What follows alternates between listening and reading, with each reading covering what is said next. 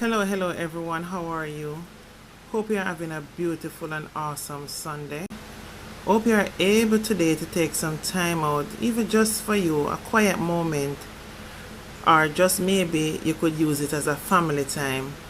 You'll find it very therapeutic. So guys, I've been milling around social media and listening to the news and see where this week was a real festive week for politics and politicians alike.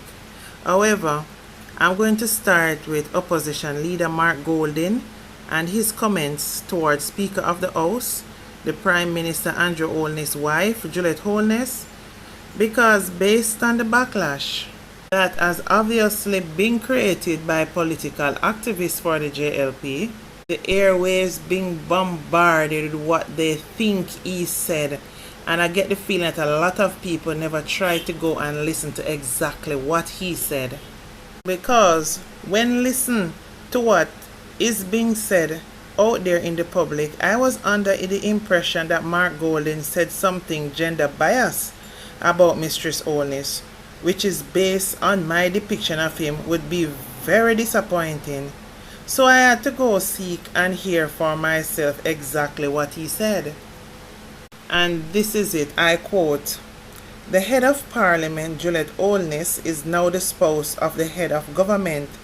This really does not sit well with the tradition that the speaker must act independently of the government of the day." That is what opposition leader Mark Golding said. So how gender assassination came into it? What is wrong with what he said? You lot of political confederates always turn things into a political agenda. All you guys live to do is to rile up the population, especially the weak-minded ones that are easily influenced. You guys use narrative to put forward your own agendas. And yes, both political parties do it. Yes, I know it's political time and everything is inflated to push an agenda. But I beg well-thinking Jamaicans who use their common senses, go check sources of things for yourself so you don't unnecessarily stress yourselves when it's absolutely not necessary. Now, anyone who say from the moment she got Speaker of the House, they never seen a conflict of interest coming, you are a hypocrite or you're telling lie.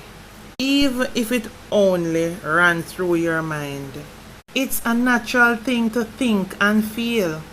Even the man that sweep the street corner, because a lot of people think that certain people in certain status of life don't have the intelligence to understand and can see right through things. But even him must see husband, prime minister, wife, head of the house of parliament. Even if you are JLP, you're thinking, go on JLP, we have the advantage now. It is natural to think so, and it's okay to think so. It's just when people act as it never crossed their mind. It's just being hypocritical. Of course, the thinking is, why did the opposition leader Mark Golding wait so long to say anything after all this time? As his own minister, MP Philip Paulwell, was in full support of the Speaker of the House getting the position. So what is the problem now? Well, I would say he knows why he did it. And at the time, Philip Paulwell says he supported the nomination of Juliet Holness, Speaker of the House. He is saying now that because it was a tradition to do so. Because they are saying that the Speaker of the House have to be supported by both sides. And because the JLP is the majority in the House, if MP Philip Paulwell never supported it, someone else would, and it would still go through because they are the majority. So I kinda understand that. Because that is why on the day of nomination, it was seconded by the opposition without any objection. and Paulwell further extended his best wishes to Mistress Holiness. In my opinion, Philip Paulwell will be supported of anyone right now. However, Mark Golding, opposition leader, said Philip Paulwell did not follow tradition and has argued that the PNP was not consulted before the moment of election, and further the clerk gave a script to leader of opposition business in the House, Philip Paulwell, on the basis that it was tradition for the Speaker to get bipartisan support. So in essence, I guess you would say it was not something they were glad to do, but they did it at the time. So even with all the doubts they had, they trusted the Speaker of the House, Juliet Holiness, to be Speaker of the House until the trust was broken. When it came to light that the handling of anti-corruption report was given rise to concern about the performance of how she is handling it. So all this gaslighting of the opposition leader is to deflect from his speech, and the lead walkout by Prime Minister Andrew Holiness is to deflect from the matter at hand, and for the opposition leader to not get to continue to express his concerns on the reports, because he knew what was coming next, because those reports has been tabled for months now, which was sent to the Speaker of the House but has not been presented to Parliament. Then to make matters worse, it miraculously was sent back 2 days after Mark Golding questioned where is the report. So for them now to then say there is no report, that is not being honest.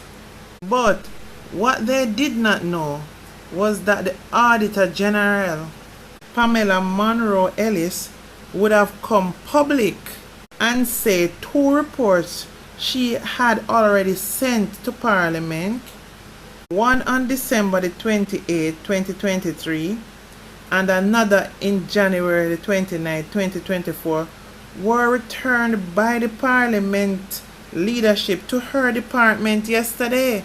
That was after Golding had said, where is the reports and why aren't they tabled in Parliament as yet? So really and truly, they had them there hidden, not ready to bring them to Parliament. While Deputy Director of the Jamaica Accountability Meter Portal, Jeanette Calder, said that the failure to table 2 reports from the AG department for more than a month is a very serious offense and is a threat to the efficiency of Parliament oversight and monitoring of the government agencies. So now there is a suggestion that there is a deliberate delay by the Speaker of the House, Juliet Holiness, in tabling reports from the Integrity Commission and the Auditor General. However, the Auditor General Pamela Monroe Ellis said she will be dispatching back the 2 reports on Monday the 25th of March 2023. The same ones that had been previously sent to Parliament and has recently been sent back to her department. She expressed she will be sending it right back to Parliament as it should be tabled in the legislature. So now guys, in knowing all this, would you not look at the Speaker with side eye? Cut the bar talk and the loyalty speech. This has nothing to do with whether Juliet Holiness gender as a woman is in question. It is not. It's about her agenda and keeping secrets from other members of Parliament. And these reports are necessary for the Jamaican people to know, as it is the business of the country. This is not their personal business that they can do what they feel like. This is Jamaican people business. We need to know what they're doing. So guys, as I always say, nothing is as it seems in Jamaica. And we have to be very careful about the narratives put out there for us to run with without us knowing the real truth behind it. Because I myself look at Mistress Juliet Holiness as a strong, independent, educated, savvy businesswoman and respect her as a woman. And she is an example of an achiever. And I know as a woman, she has been through a lot. She is a fighter and she would have my support on anything that she's doing. But her position as leader of the house, her credibility as wife of Prime Minister and JLP NP and Speaker of the House is in question, as there is straight up a conflict of interest. As I always say, stop underestimating the Jamaican people and what they understand about these situations. Gone are the days when you can do anything and just come out with a narrative without Jamaican people questioning it. Remember, Jamaican people are more educated and more savvy, and when in doubt, them know how to use Google. Let's use an example. Let's look at it this way. You and your husband work in a company. You are the manager and he is the accountant. When the auditor gives you the report and show you the discrepancy in funds not accounting for, as manager, you're going to try to help him. Change a few things around, delay getting the financial report to the boss. You know why you're going to do all that? Because of your husband, and you and him sleep in a bed every night. But even if you not sleeping there some night, because some people life different, are your husband, everything he does reflects on you. Because you don't want him getting arrested or being highlighted as can't do his job, or worse, a thief, or even getting arrested. So definitely, it is gonna be a conflict of interest that you and him work in same place. Those kinds of position. Because remember, as the manager, certain people and certain things have to report to you for you to get it to the boss. Now, at the end of the day, if your husband is not doing his work appropriately or there's discrepancy, it is going to look bad on you going to your boss with this.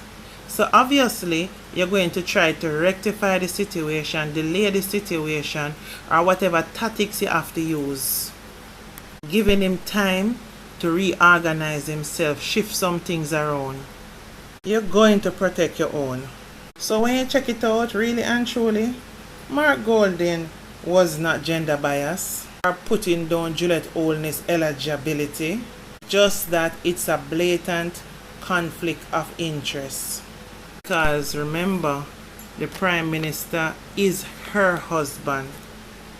Anyway guys, please remember to like, comment and subscribe to my platform, please. Love you all. Bye for now.